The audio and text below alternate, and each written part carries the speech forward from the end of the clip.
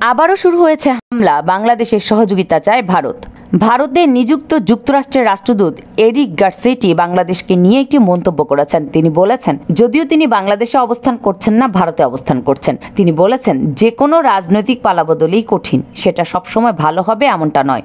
যদি বিশ্ব সম্প্রদায় তা গ্রহণ করে তাহলে বিষয়টি ইতিবাচক, আর গ্রহণ না করলে কিন্তু ইতিবাচক নয়। তাছাড়া যুক্তরাষ্ট্র, ভারত ও বাংলাদেশের মধ্যে অন্যান্য দেশের তুলনায় অনেক বেশি মিল রয়েছে, আর এজন্যই কিন্তু একে অন্যের আমরা সহযোগী হতে পারি। আর এই জন্যই যুক্তরাষ্ট্র এবং ভারত একটি স্থিতিশীল বাংলাদেশ চায়। বিষয়টিকে কেন্দ্র করে আমরা কাজ করতে আগ্রহী। বাংলাদেশের ভেতর সংখ্যালঘুদের উপর যা হচ্ছে, এই বিষয়টিকে কেন্দ্র করে জো বাইডেন অবগত রয়েছেন। ভারত একটি বৃহৎ দেশ এবং যুক্তরাষ্ট্রের বড় স্বার্থ ভারতের ভেতর রয়েছে, সেটা আমরা সবাই জানি। যেহেতু বর্তমানে বাংলাদেশের ভেতর যুক্তরাষ্ট্রের যে দূতাবাস রয়েছে, সেই দূতাবাসে যুক্তরাষ্ট্রের দায়িত্বপ্রাপ্ত কোনো রাষ্ট্রদূত নেই, অর্থাৎ পিটার হাস নেই। সুতরাং ভারতের দূতাবাসের পক্ষ থেকে, যুক্তরাষ্ট্র দূতাবাসের পক্ষ থেকে তাদের কূটনীতির যে সিদ্ধান্ত রয়েছে, সেই মন্তব্য আসতেই পারে। যুক্তরাষ্ট্র বলতেই পারে, আমরা স্থিতিশীল বাংলাদেশ চাই। তবে প্রশ্নটা এই জায়গায়, যুক্তরাষ্ট্র কি করে ভারতের পররাষ্ট্রনীতি কি হবে সেই পয়েন্ট অফ ভিউ থেকে মন্তব্য করে যে ভারতও স্থিতিশীল বাংলাদেশ চায়। নিশ্চয়ই আপনারা জানেন যে বিশ্বব্যাংক বাংলাদেশকে $7 বিলিয়ন দেওয়ার কথা। তার অর্থ দেবে কি, উল্টো প্রায় $175 মিলিয়ন ফেরত নিয়ে গেছে। যুক্তরাষ্ট্র যখন জোর গলায় দাবি করছে যে যুক্তরাষ্ট্রের মতো ভারতও একটি স্থিতিশীল বাংলাদেশ চায়, বাস্তবতা কিন্তু ভিন্ন কথা বলছে। স্থিতিশীল বাংলাদেশ চাওয়ার পরিবর্তে বাংলাদেশকে অস্থির করার ক্ষেত্রে এই ভারতের ভূমিকাই কিন্তু বর্তমানে বেশি দেখা যাচ্ছে। ভারতের সঙ্গে যে 4টি সীমান্ত চুক্তি আমাদের স্বাক্ষর করা হয়েছে, তার 2টার মধ্যে কিন্তু উল্লেখ রয়েছে 150 গজের ভেতর কোনো অবকাঠামো নির্মাণ করা যাবে না। আর ভারত জোর করে 60 থেকে 30 গজের মধ্যেই কাঁটাতারের বেড়া নির্মাণ করতে যাচ্ছে।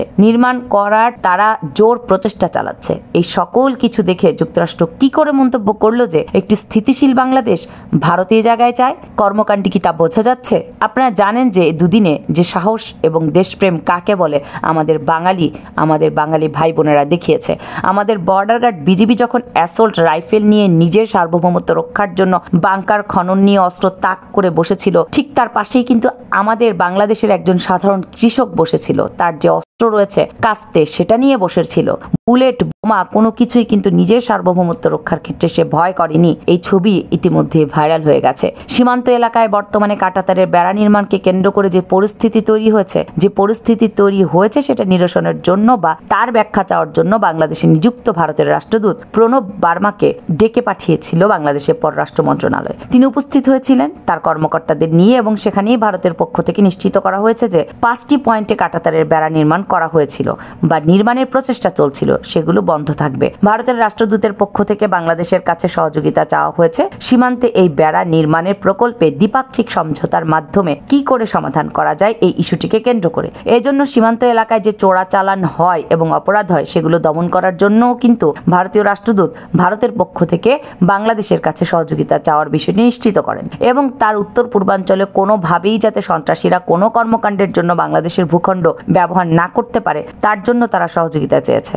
কথায় আছে যে আপনি আপনার বন্ধু চেঞ্জ করতে পারবেন, আপনি আপনার নতুন সম্পর্ক কার সঙ্গে করবেন, কার সঙ্গে করবেন না, সেটাও নির্ণয় করতে পারবেন। তবে আপনি আপনার প্রতিবেশী পরিবর্তন করতে পারবেন না। বিশেষ করে দেশের ক্ষেত্রে তো এটা একটা ইম্পসিবল।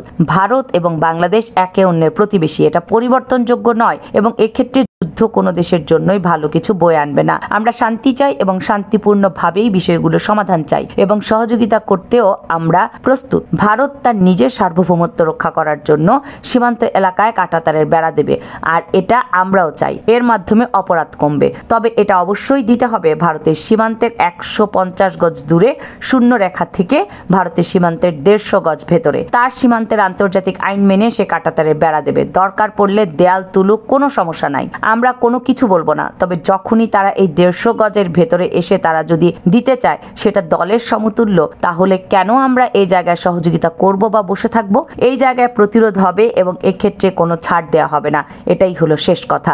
ভারত যুক্তরাষ্ট্রের নিরাপত্তা উপদেষ্টা মিস্টার জ্যাক সুলিভানকে সাথে নিয়ে এক জায়গায় গোল টেবিল বৈঠক করে বাংলাদেশ নিয়ে। তারা খুব চিন্তা করছে যে বাংলাদেশের স্থিতিশীলতা ঠিক নেই, যে কোনোভাবেই হোক স্থিতিশীল বাংলাদেশ তাদের দরকার। তবে এই জায়গায় ভারত নিজের দেশে কি হচ্ছে, নিজের দেশের স্থিতি কতটা নষ্ট হয়ে গেছে, সেই বিষয়ে গত 1.5 বছর ধরে তারা তেমন কোনো গুরুত্ব সহকারে কোনো কিছুই করছেই না। দেখুন, মণিপুর একটা দীর্ঘ সময় শান্ত থাকার পর আবারও অশান্ত হয়ে গেছে। সেখানে কিন্তু হামলা শুরু হয়েছে, কুকিরা আবার হামলা শুরু করেছে, বিভিন্ন গ্রাম দখল করেছে এবং পরিস্থিতির গুরুত্ব বোঝে ভারতের যে প্রশাসন রয়েছে এবং তাদের সামরিক কর্মকর্তারা রয়েছে এই মণিপুরের ভেতর অনির্দিষ্টকালের জন্য কারফিউ দিয়েছে। যে দেশের ভেতর একটি রাজ্যের জনপদ বিভক্ত হয়ে গেছে দুই ভাগে এবং সশস্ত্রভাবে যুদ্ধ করছে। একটি পক্ষ কুকিরা তো স্বাধীনতাই চায়, পুরো পরিস্থিতি সামাল দেওয়ার জন্য অনির্দিষ্টকালের জন্য কারফিউ দেওয়া হয়েছে। সেই পরিস্থিতিকে উপেক্ষা করে ভারত বাংলাদেশের স্থিতিশীলতা নিয়ে চিন্তিত, মানে মাঠ থেকে মাসির দরদ বেশি। বিষয়টাকে কেন্দ্র করে কিন্তু স্বাভাবিকভাবে নেয়ার কোনো জায়গা নেই। ভারত এই জায়গায় বড় কোনো কিছু প্ল্যান করছে, কিন্তু আমাদের দেশের বর্তমানে স্থিতিটা হলো যে আপনি কত বড় দেশপ্রেমিক সেটা নির্ণয় করা হবে আপনি কোন মার্কাকে ভালোবাসেন তার উপর নির্ভর করে। আপনি যদি একটা নির্দিষ্ট মার্কাকে ভালোবাসেন, তাদের পক্ষে কথা বলেন, তাহলে তাদের দৃষ্টিকোণ থেকে আপনি বড় দেশপ্রেমিক এবং অন্যের দৃষ্টিকোণ থেকে আপনি কিন্তু দেশদ্রোহী। আমি বাংলাদেশের স্বার্থ কেন্দ্রিক ভারতের সমালোচনা করেছি, কিছু মানুষের কাছে কিন্তু আমি খুবই ভালো মানুষ। তবে এখন যদি আমি বলি যে পাকিস্তান রিসেন্টলি রিপোর্ট দিয়েছে যে 1 বছরের ভেতর পাকিস্তানের ভেতর সন্ত্রাসী হামলা এবং জঙ্গি হয়েছে প্রায় 909টি এবং এই হামলায় 2546 জন নিহত হয়েছে, মানে এটা বিপজ্জনক দেশে পরিণত হয়েছে পাকিস্তান। যে দেশ থেকে বড় কিছু পাওয়ার নেই, আবার যদি ভিসা একেবারে উন্মুক্ত করে দেওয়া হয়, এই সকল কর্মকাণ্ডের যে ভাইরাস রয়েছে সেটা বাংলাদেশে আসতে পারে। এগুলো বন্ধ করা দরকার। এই ধরনের মন্তব্য যখনই আমি করব, আবার তাদের কাছে কিন্তু ভালো নেই আমি। বিষয়টা হলো যে স্বার্থকেন্দ্রিক ছাড় না দেওয়ার মন মানসিকতা আমাদের তৈরি করতে হবে, সেটা যেই দেশই কেন্দ্রিক হোক না কেন। সবার আগে বাংলাদেশের স্বার্থ অত্যন্ত গুরুত্বপূর্ণ আমাদের কাছে। এই বিষয়টিকে কেন্দ্র করে আপনি ব্যক্তিগতভাবে কি মনে করছেন তা অবশ্যই কমেন্টস করে লিখবেন এবং বাংলাদেশকে ভালোবাসলে একটি লাইক ও কমেন্টস করে সাবস্ক্রাইব করে পাশে থাকবেন। কামরুন নাহার রাখি, কেয়ানার মিডিয়া।